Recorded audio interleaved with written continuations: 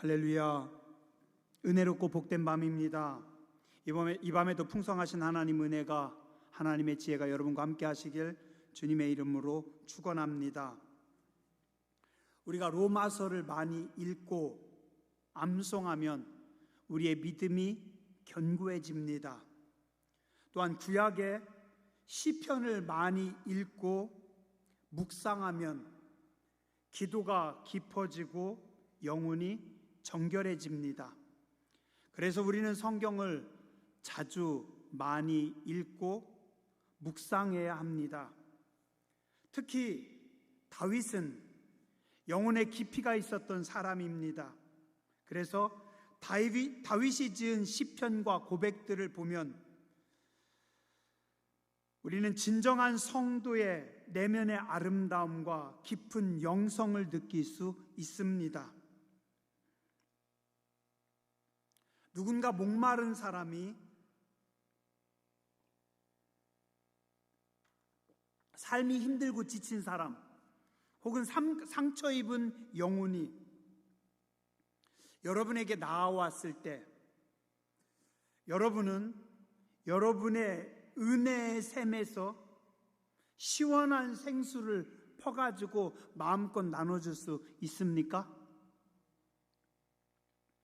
저는 종종 제 심령에 은혜가 없어서 부끄럽고 힘들 때가 참 많습니다.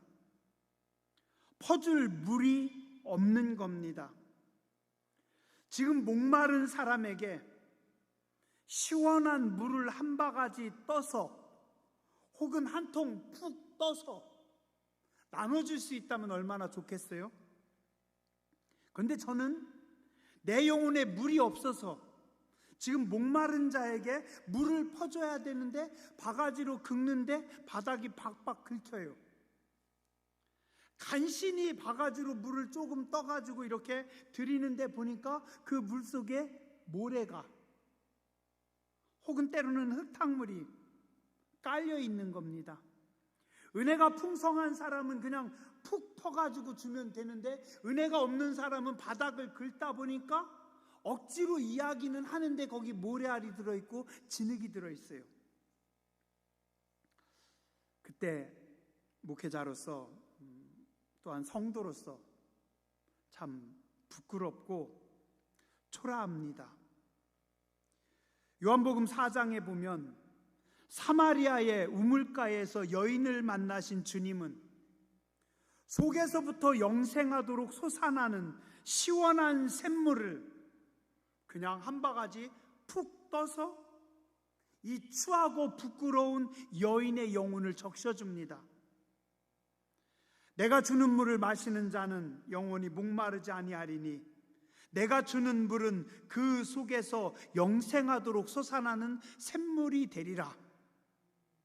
그 예수님 말씀, 예수님의 생수 한 바가지 먹고 그 여인은 인생이 완전히 바뀌었습니다. 우리가 성경을 읽어야 됩니다. 말씀을 많이 묵상해야 됩니다. 자주 깊이 음미하세요. 여러분의 영혼의 양식이 됩니다. 여러분의 영혼이 맑고 아름다워서 삶이 부드럽고 더 현명해집니다. 오늘 제가 시편 69편을 읽으면서 설교 준비를 하는데 너무 난감했습니다. 69편의 말씀이 36절입니다. 가능하면 30분 안에 설교를 해야 되는데 중요한 말씀들에 제가 빨간색으로 이렇게 줄을 그으면서 말씀을 보는데 전부 다 줄 쳤어요. 전부 다 중요한 겁니다. 다 귀한 말씀, 다 은혜로운 말씀입니다. 제가 줄 치면서 부끄러웠어요.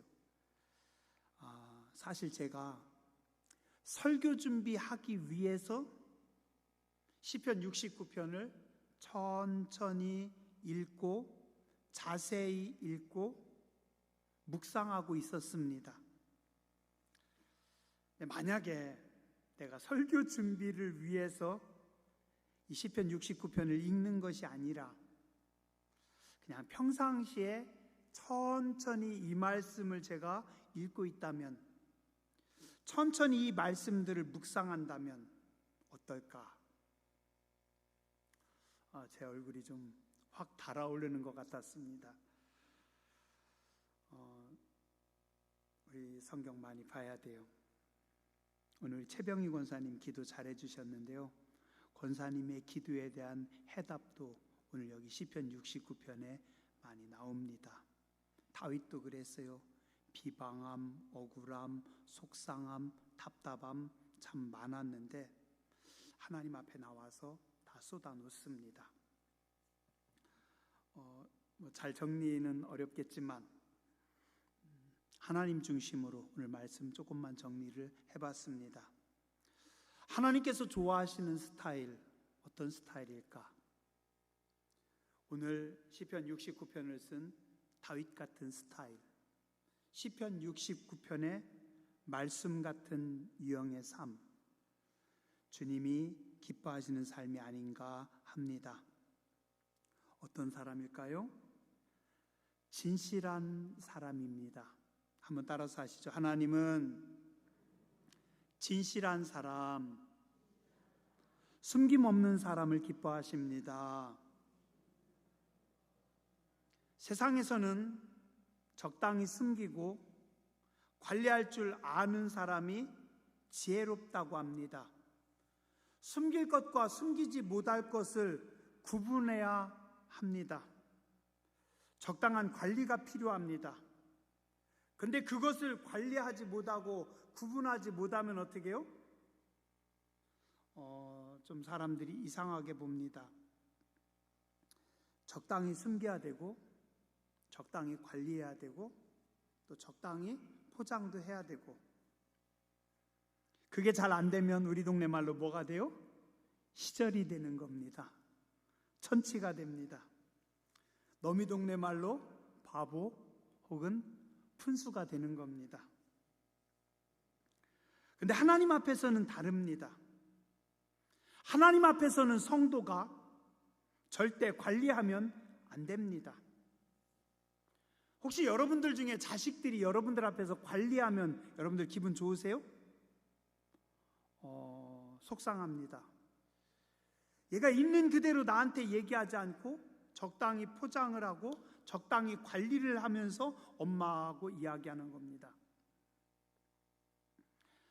모든 것을 다 아시는 하나님 앞에서 우리가 무엇을 숨기고 무엇을 가리고 무엇을 관리할 수 있겠습니까? 하나님 앞에서 관리하면 안 됩니다. 오늘 말씀 1절에 보니 다윗이 고백합니다. 하나님, 나를 구원해 주시옵소서. 물들이 내 영혼에까지 흘러들어 왔나이다. 2절, 나는 설 곳이 없는 깊은 수렁에 빠지며 깊은 물에 들어가니 큰 물이 내게 넘치나이다. 자, 지금 다윗이 하나님 앞에 나를 구원해 달라고 하는데 어떻게 하냐면 물이 내 영혼에까지 흘러들어옵니다. 그 다음에 2절에 보니까 내가 설 곳이 없는 깊은 수렁에 빠졌어요. 뭐가 나옵니까? 깊은 물, 큰 물이 넘칩니다. 물이 나를 지배하고 있습니다. 하나님, 내가 물에 침몰되어 있습니다. 물이 뭘까요? 여기서 이 물이 여러분 뭔 것 같아요? 제가 종종 설교하면서 물은 하나님의 은혜라고 말씀드렸습니다. 하나님께서 우리에게 부어주시는 은혜.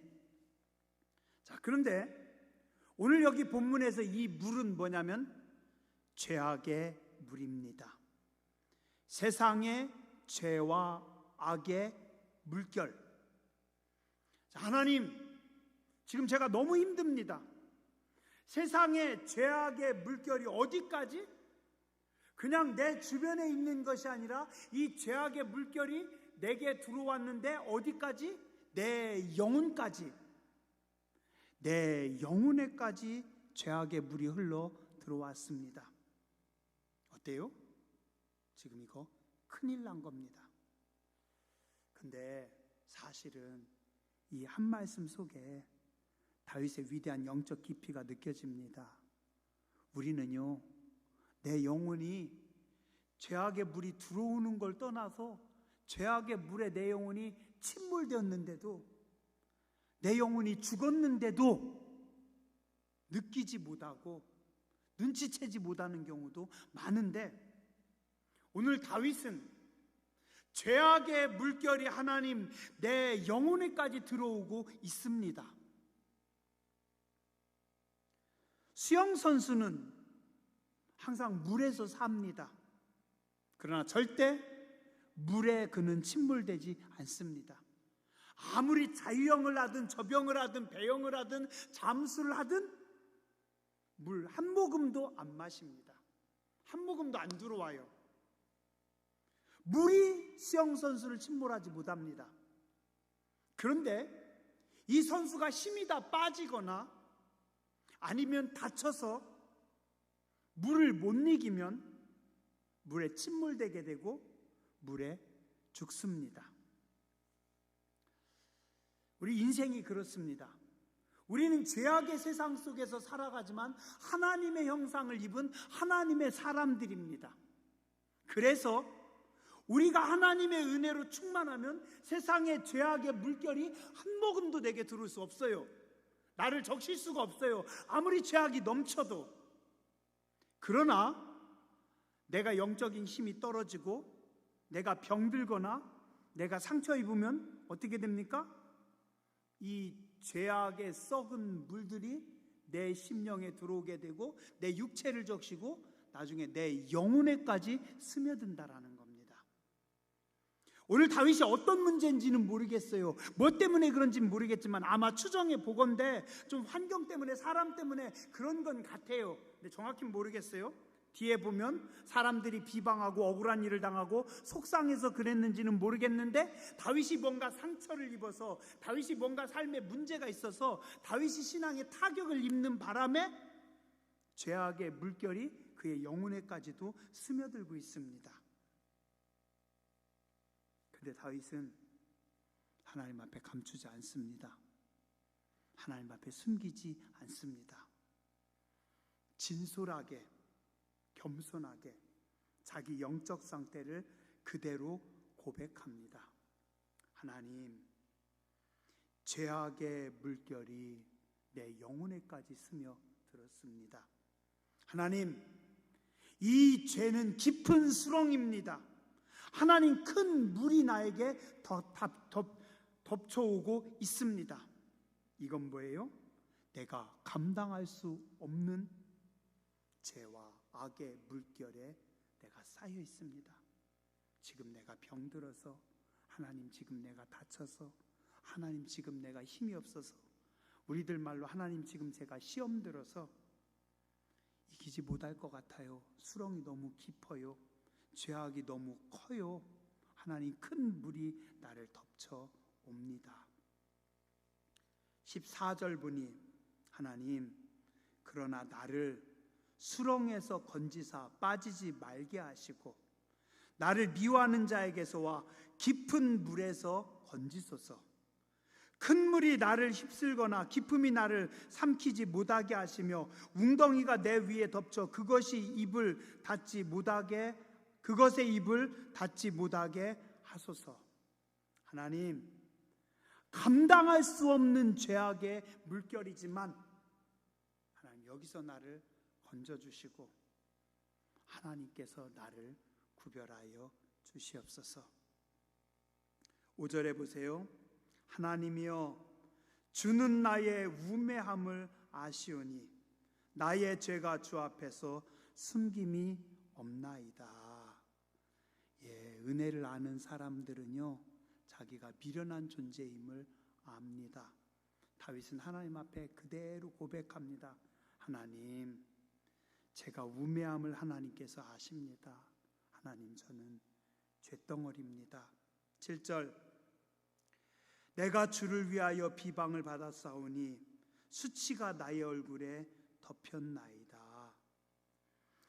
지금 다윗이 힘든 게 오늘 여기 7절부터 12절까지 나옵니다. 하나님, 제가 주를 위해서 일했는데 비방을 받고 있고 내가 수치를 당하고 있습니다. 8절에 보면 내 형제들이 나를 남처럼 여기고 어머니의 자녀들, 형제들이 나를 낯설게 대합니다. 내가 뭐 했는데요? 9절에 나는 주의 집을 위하여 열심을 품었습니다.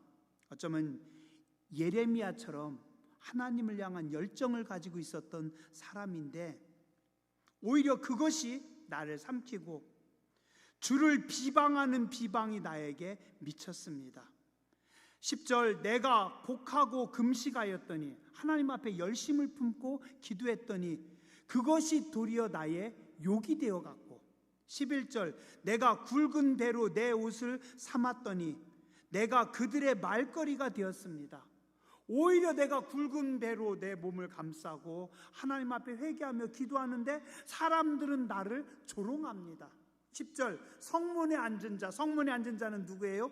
고대 아무나 함부로 성문에 앉지 못합니다. 성문에 앉는 사람들은 주로 재판관들 혹은 그 지역의 유지들, 어른들, 어디 아무나 함부로 성문에 앉아 있는 게 아니에요. 성문 앞에 앉아 있는 사람들은 재판을 할 수 있는 고위 관리들 혹은 지역의 유지들. 이 사람들은 지혜자들입니다. 이 사람들은 권력 있는 사람들입니다. 이 사람들이 한마디가 법이 됩니다.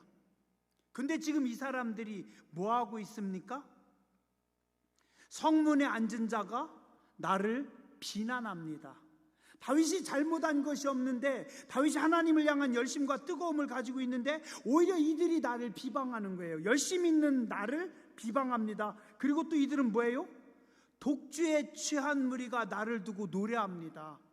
가만히 보니 재판하는 사람들 그리고 유지들, 권력 있는 사람들이 냉정하고 이성적으로 올바르게 판단을 하고 재판을 해야 되는데 지금 보니까 지들끼리 앉아가지고 술판을 벌리고 있어요.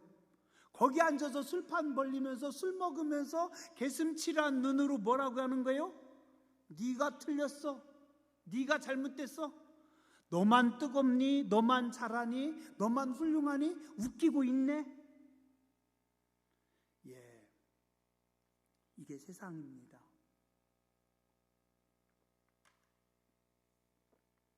아까 우리 최 권사님도 기도하시면서 그런 기도하셨는데요.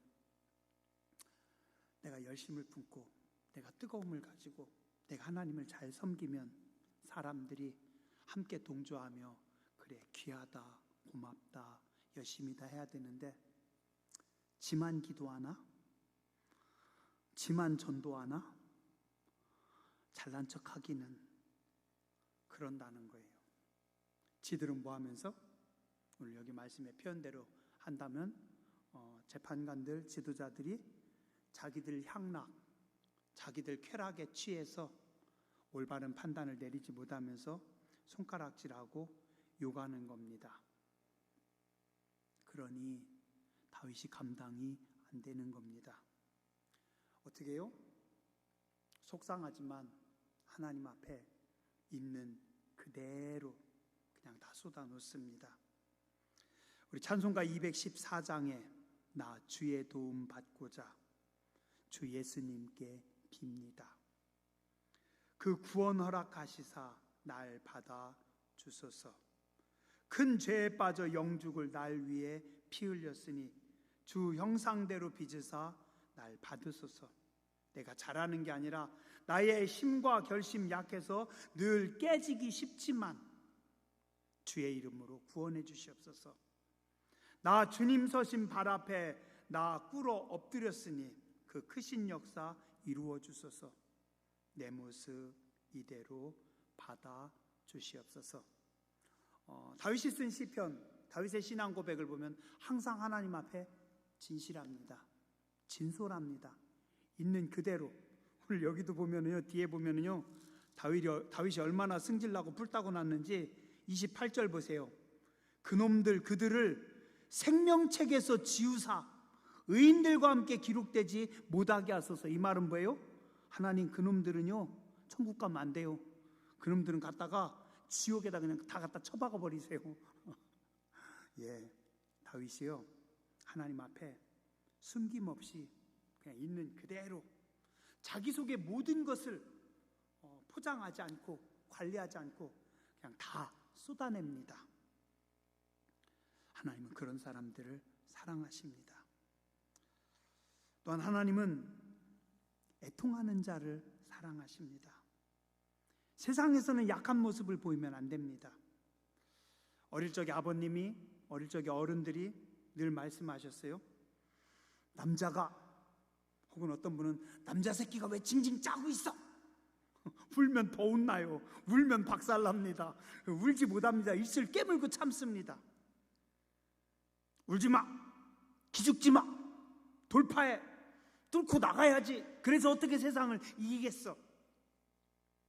우린 늘 그렇게 배웠어요. 그러다 보니 감정을 숨기고 포장하는 일에 익숙하고 속을 우리는 잘 드러내지 않아요. 오픈하지 않습니다. 울면 안 되는 걸로만 알고 있습니다. 그러나 예수님은 말씀하십니다. 누가 복이 있다고요? 애통하는 자는 복이 있나니. 따라서 하시죠. 애통하는 자가 복이 있습니다. 눈물이 생명입니다. 하나님 우는 자를 기뻐하십니다. 우리 많이 울어야 됩니다. 성전에서 눈물을 많이 쏟아야 돼요. 하나님 앞에 우는 건 다 생명입니다. 하나님 앞에서의 눈물은 하나님 앞에 축복입니다. 우리가 하나님 앞에서 울 때 하나님은 우리의 눈물을 은혜의 강물로, 은혜의 생명수로 바꿔주십니다. 하나님이 원하시는 제사는 상한 심령입니다. 마음이 상해요. 마음이 아파요. 괴로워요. 그래서 우는 겁니다. 애통하는 마음을 하나님께서 받으십니다. 오늘 말씀의 3절에 보니 다윗이 고백합니다. 내가 부르짖음으로 인해서 얼만큼 기도했는지 피곤하고 나의 목이 마르며 하나님을 바라서 나의 눈이 새하였나이다. 여러분들 이렇게 기도해 보신 적 있으시죠? 많으시죠? 예. 기도하는 사람들 이렇게 기도합니다. 너무 부르짖어서 목이 쉬어요. 목이 아파요. 너무 하나님을 사모하며 기도하다 보니까 눈이 새해져요. 너무 많이 울부짖다 보면 어떻게 돼요? 머리가 띵합니다. 눈이 아프기도 하고 눈이 침침하기도 하고. 이사야 38장 1절에 보면 선지자 이사야가 히스기야 왕에게 나와서 하나님의 말씀을 전합니다. 하나님께서 말씀하십니다. 너는 내 집에 유언하라. 내가 죽고 살지 못하리라 하였나이다 하니 히스기야가 얼굴을 벽으로 향하고 여호와께 기도하여 이르되 여호와여 구하오니 내가 주 앞에서 진실과 전심을 행하며 죄 목전에서 선하게 행한 것을 기억하옵소서 하고 히스기야가 심히 통곡하니 라고 말씀합니다. 심히 통곡하니. 그랬더니 어떻게 해요? 이에 여호와의 말씀이 이사야에게 임하여 이르시되 지금 이사야가 히스기야에게 너 곧 죽을 거다, 집을 정리해라라고 말씀하고 이사야가 하나님의 말씀을 전하고 돌아가고 있는데 그 사이에 히스기야가 하나님 앞에 울면서 통곡하며 기도했더니 그 잠깐 사이에 하나님께서 마음을 바꾸시고 죄종 이사야가 집에 도착하기 전에 하나님의 말씀이 다시 떨어져요. 이사야야 돌아가라. 네가 돌아가서 히스기야에게 이렇게 얘기해라. 내가 내 기도를 들었고 내 눈물을 보았노라. 뭐 봤다고요? 눈물을 보았다. 여러분들이 기도할 때 하나님이 여러분들의 기도를 들으십니다. 그리고 여러분의 눈물을 보십니다. 하나님께서 눈물을 기뻐하십니다. 하나님의 뜻을 바꾸십니다. 이사야 38장 9절에서 20절에 보면 이때 히스기야가 병들었을 때 하나님 앞에 기도한 기도의 내용이 적혀 있습니다. 뭐라고 기도하는지 아세요? 하나님, 나의 중년에 스올의 문에 들어가고 나의 여생을 빼앗기게 됐습니다. 내가 지금 나이는 얼마 안 됐는데 나 지금 지옥에 들어가게 생겼고 내 일생이 끝나게 생겼습니다. 내가 또 말하기를 내가 다시는 하나님을 뵙지 못하리니 산자의 땅에서 다시는 하나님을 뵙지 못하겠고 내가 세상의 거민 중에서 한 사람도 다시는 보지 못하겠습니다. 나의 거처가 목자의 장막을 거침과 같이 나를 떠나 옮겨졌고 직공이 배를 걷어 마름같이 내가 내 생명을 말았습니다. 내가 아침까지 견디었사오나 주께서 사자같이 나의 모든 뼈를 꺾으시오니 조석간에 나를 끝내시리라. 나는 제비같이 학같이 지저귀고 비둘기같이 슬피 울며 내 눈이 새하도록 앙망하나이다. 여호와여, 내가 압제를 받사오니 나의 중보가 되옵소서. 자, 이때 히스기야가 하나님 앞에 통곡하면서 기도했는데 어떻게 기도하냐면 나는 제비같이, 제비가 어떻게 기도할까요? 제비가 집을 지으려고 들어왔는데 집주인이 지저분하다고 제비집을 부순다던가 못 짓게 한다거나, 아니면 제비가 새끼를 낳는데 뭔가 무슨 일이 생기면 어떻게 해요? 이 제비가 거기서 막 계속 지지배배 뭐라고 하는지는 잘 모르겠지만 어쨌든 거기서 막 짖고 있어요. 학같이 지저귀며, 학이 어떻게 지저귀는지 모르겠지만 학이 슬프게 울고 있어요. 비둘기가 어떻게 우는지 모르겠지만 비둘기같이 슬피 울고, 내 눈이 쇠하도록, 내 눈이 약하도록, 내 눈이 아프도록 하나님을 바라보며 기도합니다. 그걸 어떻게 해요? 그 기도를 하나님께서 들으십니다. 하나님은요, 우는 사람들을 사랑하십니다. 우리가 울어야 됩니다. 하나님 앞에 울어야 돼요. 성도가 많이 울어야 됩니다. 눈물을 흘려야 됩니다.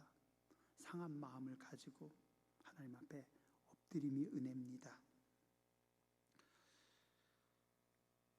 나는 예수님을 믿는데, 나는 신앙생활한 지 20년, 30년, 어떤 분은 50년, 60년이 됐는데 왜 내 삶은 바뀌지가 않을까요? 왜 나는 늘 기도하고 나는 늘 말씀을 보는데 왜 나는 안 바뀔까요? 고민해 보셨나요? 고민해야 됩니다. 성도가 늘 자기 점검이 있어야 돼요. 봐야 됩니다. 20년 전 내 모습, 10년 전 내 모습, 작년의 내 모습, 오늘의 내 모습 바뀌고 있는가? 그리스도 예수를 닮아가고 있는가? 성화되어 가고 있는가? 남들이 나를 볼 때 성도 맞아, 그 양반은 권사 같아, 그렇게 말하고 있는가? 점검해야 됩니다. 왜 안 바뀌지? 왜 내가 안 바뀔까요? 왜 안 달라질까요? 말씀을 그렇게 많이 보고 설교를 그렇게 많이 듣고 그렇게 많이 기도하는데 왜 나는 안 달라질까요? 내가 교만해서 그래요. 교만하기 때문에 하나님의 말씀이 나를 지배하지 못합니다. 내 영혼이 하나님의 말씀으로 완전히 잠겨야 되는데 내 영혼에 죄악이 스며들고 있어요. 다윗은 그걸 깨닫기라도 했죠. 어떤 사람은 죄악 속에 함몰되어서 자기 영혼이 죽어가는데도 못 느끼고 있어요. 말씀의 지배를 받지 못하고 교만해서 세상의 지배를 받습니다. 내 생각, 내 삶, 내 가치관, 내 기준 바꾸고 싶지 않아요. 안 바뀝니다. 왜요? 교만해서. 하나님의 말씀, 계시, 하나님의 은혜 아무리 적셔져도 안 바뀌는 겁니다. 왜요? 우리가 교만해서. 마지막 말씀 한 절만 보고 마칠게요. 29절입니다. 다윗이 하나님 앞에 고백합니다.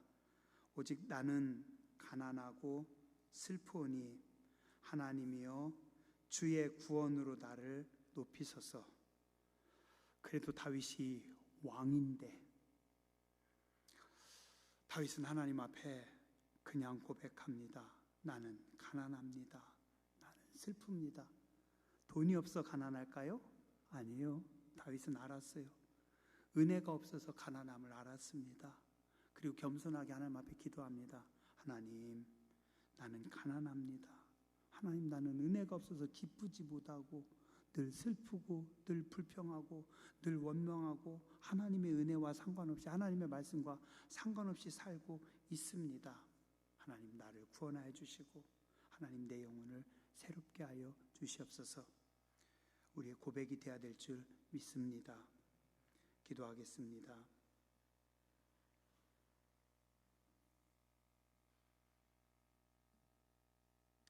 자비하신 하나님,